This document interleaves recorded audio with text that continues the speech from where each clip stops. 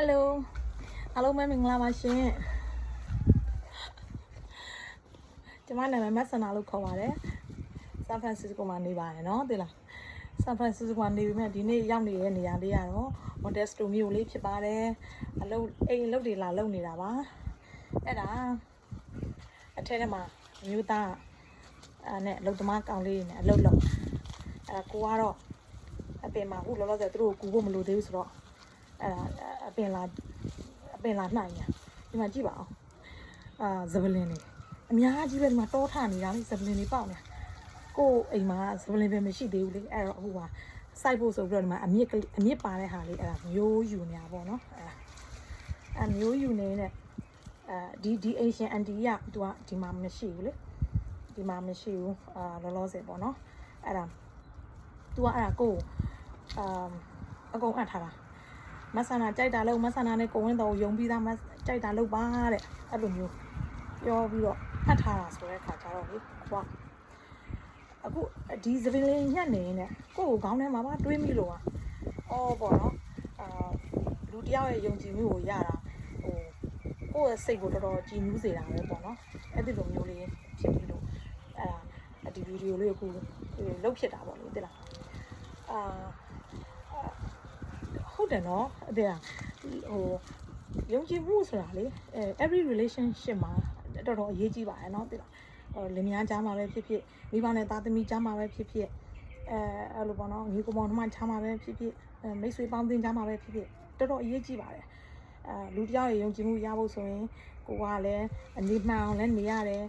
ပြောတာဆိုတာတွေကအစပေါ့နော်သူများ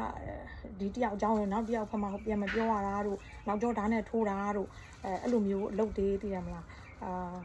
မလုပ်ရဘူးပေါ့နော်ကိုယ့်ရဲ့နောက်လူတယောက်ယုံကြည်မှုရဖို့ဆိုတာလည်းလေအချိန်တွေကိုယ့်ရဲ့လုပ်ရက်တွေနဲ့လည်းလေတက်တည်ပြရတာပေါ့နော်ကျမကိုယုံပါလို့ပြောလို့လူတိုင်းကကိုယ့်ကိုယုံမှာမဟုတ်ဘူးလေနော်ဆိုတော့ကိုယ့်ရဲ့အနေမှန်နေမှု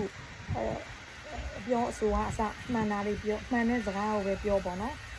သဘောရိုးနဲ့ပဲဆက်ဆံဒီလိုမျိုးတွေနဲ့ပဲကာလာမပါဘဲနဲ့ပြောတာဆိုတာတွေကဒါတွေကအချိန်တစ်ခုကြာလာတဲ့အခါကျတော့လူတွေရဲ့ယုံကြည်မှုရတယ်လို့အမကတော့အဲ့လိုမျိုးမြင်လာပဲပေါ့နော်ဒီလားအမတို့အလုပ်သမားတွေခေါ်ရင်လည်းဒီအဲ့လိုပဲတချို့အလုပ်သမားတွေဆိုချက်စောလက်ဆော့ရှိတယ်အမမျိုးသားဆိုလေသူ့ရဲ့ tools တွေကအများကြီးပဲအဲ့ tools တွေကဈေးကြီးတယ်ဈေးကြီးတဲ့ဟာတွေရှိတယ်ဈေးပေါ်တဲ့ဟာတွေရှိတယ်ဈေးပေါ်ဈေးကြီးသူ့နေရာနဲ့သူမှာအသုံးဝင်တဲ့ပစ္စည်းတွေဆိုတဲ့အခါကျတော့တခုမရှိတော့ဘူးဆိုရင်တယောက်ကယူသွားလို့တခုမရှိတော့ဘူးဆိုရင်အမတို့ကပြန်ဝယ်ရပြန်ရှာအလုပ်တွေရှုပ်တာပေါ့နော်အဲကြောင့်ကိုကအလုပ်သမားကိုခေါ်တဲ့ခါကျရင်လေခြေစောလက်ဆော့ရှိတဲ့လူဆိုရင်မခေါ်ခြင်းဘူးကိုကလေအဲ့လိုမျိုးလေးပဲဆိုကိုကလည်းအဲ့လိုမျိုးကြည့်တယ်ဆိုတဲ့အခါကျတော့အိမ်ရှင်တွေကလည်းလေသူတို့အိမ်ကိုအခု flow လဲတာပဲဖြစ်ဖြစ်ညီကိုတောင်းလူမော်ဒယ်လုပ်တာပဲဖြစ်ဘာပဲဖြစ်ပေါ်လေသူတို့ကိစ္စကိုခိုင်းတဲ့အခါ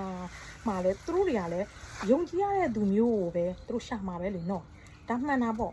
ပတ်စံပေးရတာချင်းအတူတူတောင်းဒီလူတယောက်ကိုကိုယ့်အိမ်မှာထားဖို့မှမယုံကြည်ရရင်ဘယ်သူကအလုပ်အပ်ချင်ပါလဲနော်အဲ့လိုမျိုးဆိုတဲ့အခါကျတော့ကိုကလေအခုဆိုရင်လူတွေရဲ့ယုံကြည်မှုကိုရတာကိုလည်းလေဂုဏ်ယူတယ်လို့စိတ်ထဲမှာခံစားမိတယ်ကြည်လဲကြည်နူးမိတာပေါ့နော်အထူးသဖြင့်အမားတို့ဒီအမေရိကမှာဒီ Bay Area မှာမြန်မာ community ကကျင်းလေးရယ်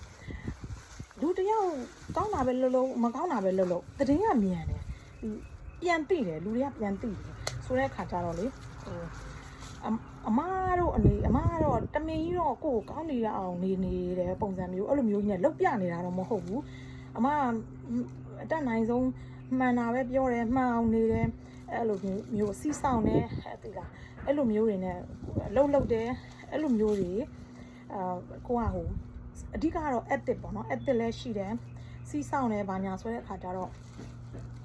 လူတွေယုံတယ်လို့အမထင်တာပဲဆိုတော့အဲ့ဒါလေးပေါ့နော်အဲ့ဒါလေးကိုအမပြောချင်လို့ပါဒါကြောင့်မလို့လူတွေယုံအောင်လဲကိုလည်း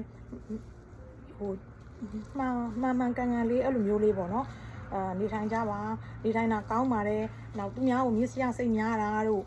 သိရမလားအဲ့လိုမျိုးပေါ့နော်အကျိုးမရှိပါဘူးအကျိုးနှစ်ဦးနှစ်ဖက်အကျိုးမရှိတာတွေမလုပ်ကြတာကောင်းတာပေါ့နော်ဆိုတော့အဲ့ဒါလေးကိုအမကလေပြောချင်လို့ပါသိလားပြောပြချင်လို့ဒီဟာလေးကို ဟိုဇပလင်ကိုညှက်နေတာညှက်နေနဲ့စိတ်ကူးလေးပေါက်ပြီးတော့လုံမိရပြောပြတာပါအထက်ထဲမှာအခု